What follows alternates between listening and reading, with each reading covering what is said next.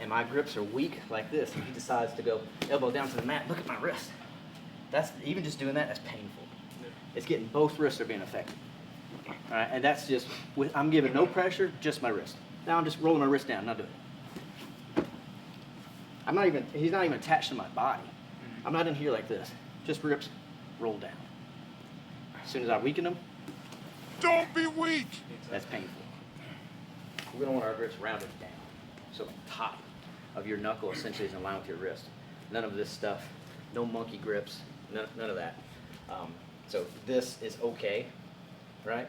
But this is infinitely better. And what happens is, we have our Kimura and we're just making this lazy grip, we're holding on to it, there's a lot of pressure on the wrist. And when we roll it down, look at the flare just on his arm from doing that, like a motorcycle grip.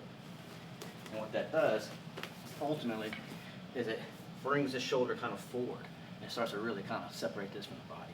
And ultimately what we're looking to do is take this away from him. If I have a Kimura and I'm being lazy with it, and he's got his arm chicken wing down, it's a part of him. I'm more attached to him than he is to me. But as I round my wrist down, it rolls the shoulder forward, and that's a lot of pressure.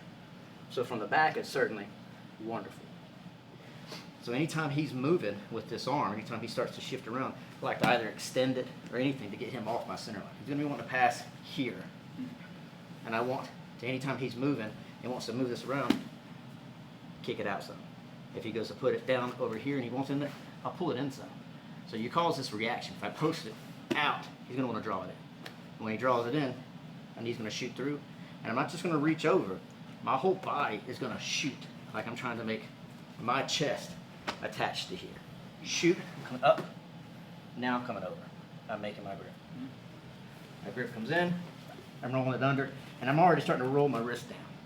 Before you do anything, and you start sweeping or doing anything craziness, fix your grip. So he can smash you all you want to from here. This leg is still in. I'm still in a good spot.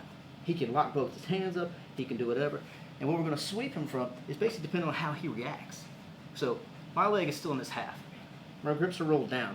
If he just starts smashing into me, right, driving into me, and he clears my leg, my hands are driving into his hips. I don't want him to be able to put this weight down on me, so I'm driving up.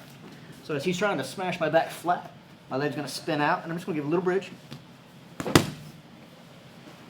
then come around, all right, and then come on top. But I have to keep my grips rolled down.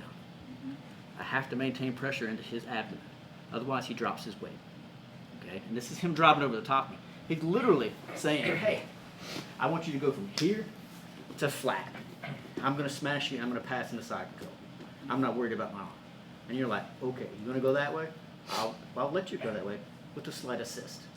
Knee shield, I project, I launch, I roll under, everything's peachy. My grips are rolled down immediately. If my grips are loose and he starts to pass, and I go, this, look how far my wrists are bending. I got nothing, and that's all on my wrist. Okay? If my grips are rolled down, as he starts to pressure into me, I've got a lot. He can't drop his hips. Okay? So the next part, let's just say he drops his hips like this.